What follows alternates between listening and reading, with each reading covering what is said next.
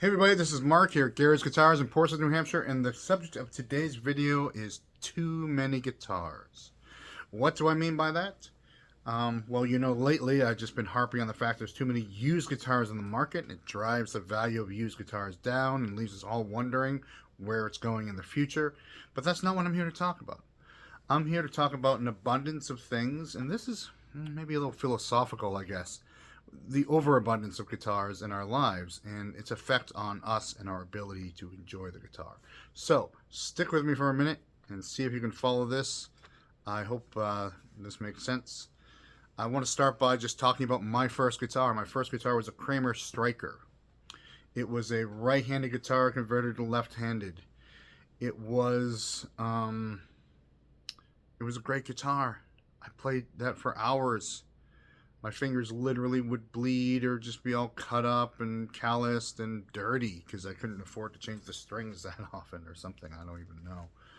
I bought it for $75 off a friend. Um, and it was a great guitar. And so I found one recently, and I was like, these things are great guitars. I had one of these for years. I should buy this. And I tried it out, and turns out it's not a great guitar at all. I just remember it being a great guitar because I love playing guitar, and this was the guitar that I had to play in the 80s, and therefore it was great to me. So, let's fast forward to today. There's an overabundance of guitars in the world and in for sale in the marketplace. If you want a Les Paul at any one moment, you have 5,000 Les Pauls to choose from, Les Paul standard. Um, and therefore, we get it here. I see it all the time. And people come in to look at a used guitar and they try one out, or even a new guitar. And what they do is immediately go looking for the faults. They're kind of testing the instrument. They play every note to see if something, does this kind of buzz if I hit it hard, or does this, people, always see people citing the necks of guitars, and just kind of that kind of stuff in guitar stores, looking for the faults. What is wrong with this guitar? Why should I not buy this guitar? Without first, I mean, of course, you should be careful about the guitars you buy, but you should first fall in love with the guitar. You should first enjoy the great things about the guitar. Hold it in your hand. Feel, feel how, feel the music coming through it. See what is great about it.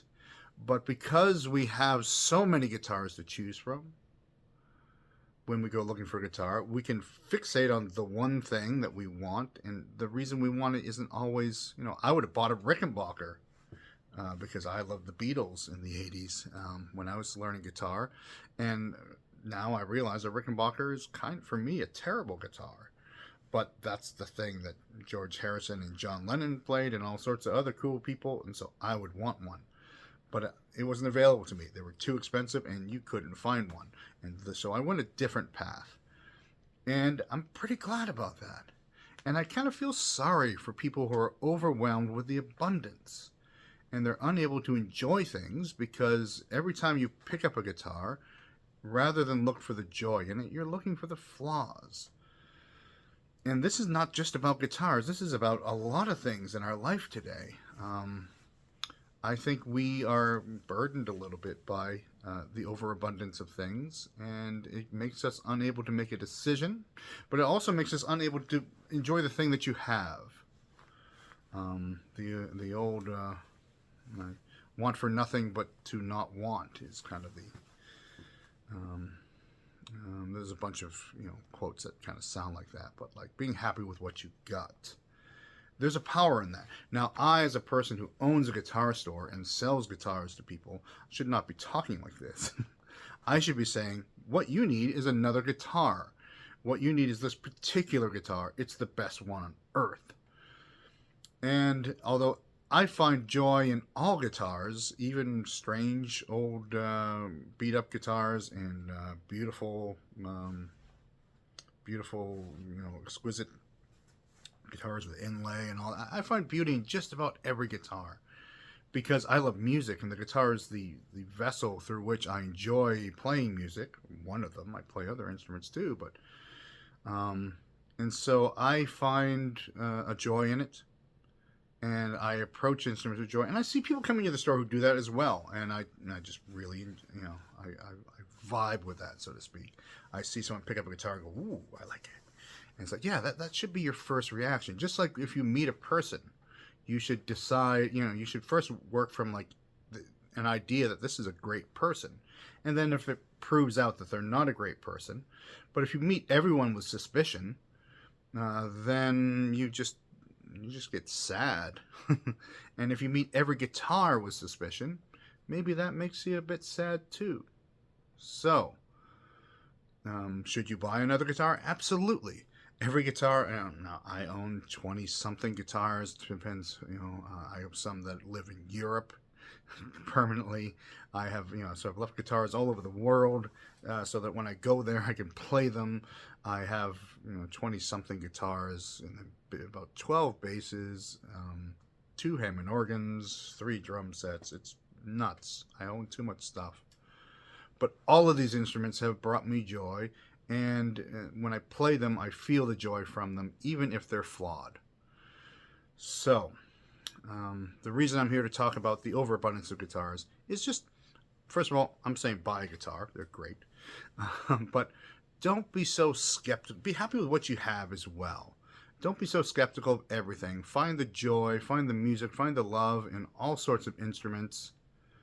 And just life gets better. We have one customer. He probably watches this. I think he'll watch this video because he's a regular. And I turned him on to Harmony guitars, Roger, and because I love Harmony guitars because they're cool guitars. And he was a Martin Gibson guy because he's just because they're impressive guitars. But I'm like, these old cheap guitars from the '60s are also great.